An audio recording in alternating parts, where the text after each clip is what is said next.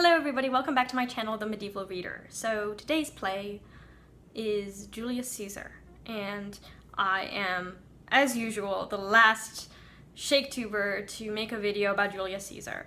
Now, this was my second time reading the play this year. I read it the first time for Booktubeathon, but I actually loved it even more than Richard III. I thought after reading Richard that it couldn't get better than that, but rereading Julius Caesar, Caesar is still above Richard III, in my opinion.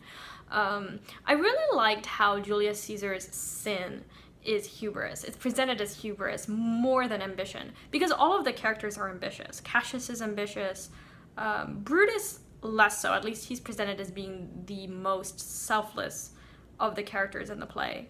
But Caesar disregards all of the prophecies of the seers, everyone who comes to him and tells him, don't leave your house. His wife has a dream. He doesn't really take seriously the dream, and yet he still thinks that he's invincible. So I thought that was interesting, especially since I had just finished the Odyssey. So yeah, I thought the hubris theme was really interesting. And the crowd is ambitious too. So initially the crowd is on the side of the conspirators, on the side of the assassins.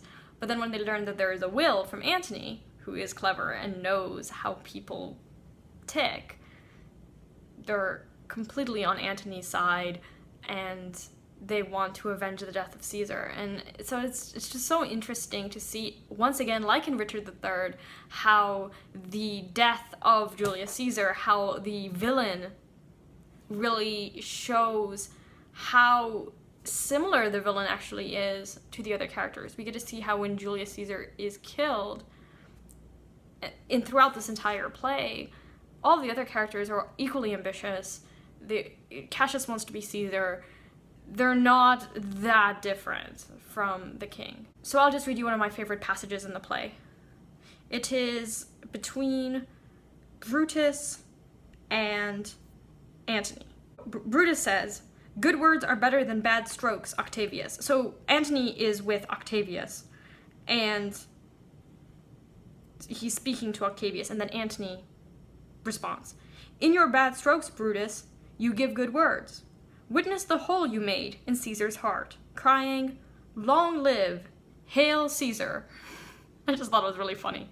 There was just a lot of humor in here, even though, again, it was a very serious play, and I thought that the humor was perfect. I really did find this play just as enjoyable as when I read it the first time.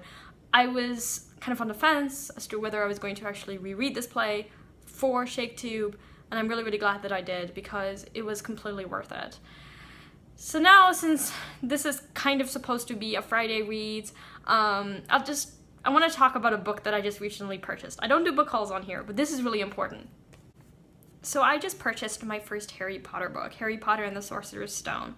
I read Harry Potter when I was a child. In fact, the books came out in my generation. So I believe I was in first grade when the books came out. I actually started reading them in 7th grade because I was very intimidated by their length.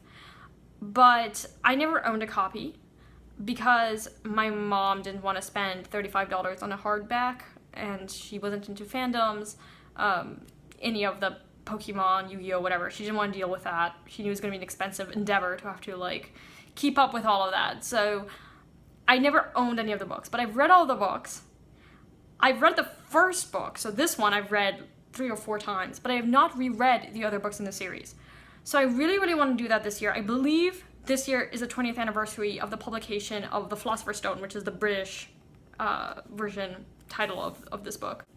But I'm really excited to say that I now own at least the first book. I really want to space it out. I was considering buying the box set, but you have to understand that for me, as someone who's only read the series once in its entirety, I'm not as obsessed with it as other people. I enjoyed it when I read it, but there's just so many details that I've forgotten. I'm interested in knowing what I think. I'm trying not to have an insanely high standard going into this reread, because they were books written for children and for young adults, and that doesn't mean that they're terrible. It's just that I need to be a little bit careful in wanting these books to be masterpieces. because they may not be, and that's fine. But yes, I will share my thoughts about these books. But I'm very, very happy that I now own a copy of a Harry Potter book. It is fantastic. I read them in the library, so what happens was the books would come out, and then, you know, about 6 months later, they would be at the library. Or, you know, I'd be on the waiting list, so I'd have to wait a few months. And then the books would come in, and then I would read them. And then it was often a competition, because my brothers at the time were reading quite a lot. My one brother in particular. And so he would read the book at the same time as I was reading the book. And I think he spoiled some major things because he was reading faster than I was. But anyway, I remember that. I wish he would still read. I wish I had readers in my family that I could talk about books with, but that's what BookTube is for. Anyway, so there's that. And then I started reading the autobiography of Michel de Montaigne, who was a 16th century essayist. He's the writer of that essay collection I've been dipping in and out of. I've done a few Wisdom Wednesdays on it. I really need to get back to those Wisdom Wednesdays, maybe think about the format, etc. But it's been really good so far. I started today. I finished Gerbert. I will be doing a video about that. And I just wanted to read you a bit that I thought was funny. So in the first chapter, he talks about how his father was the greatest father on the face of the planet. He says, the best father that ever was. I'm reading it in English, but this is what he has to say. So his father died of kidney stones, it seems. And he, Michel, has the same disease. So here's what he says.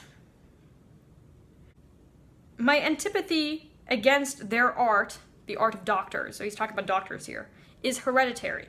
Medicine is grounded on experience and examples. So is my opinion.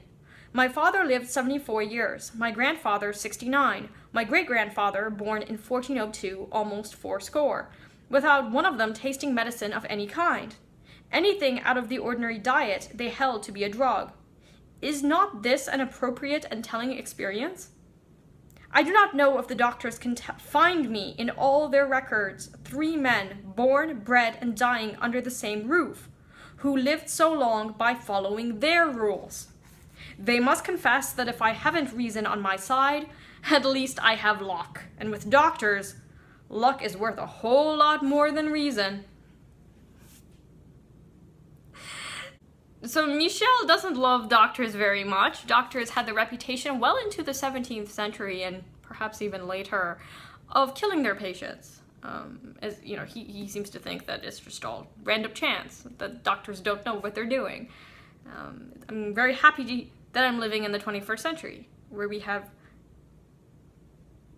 good medical care. Now, expensive medical care in the United States, but good medical care nonetheless. So yeah, that's my Friday reads, and thought I'd talk about more than just my Shakespeare play for the week. So let me know what you're reading, what your thoughts are about Julius Caesar, and I'll see you later. Bye now.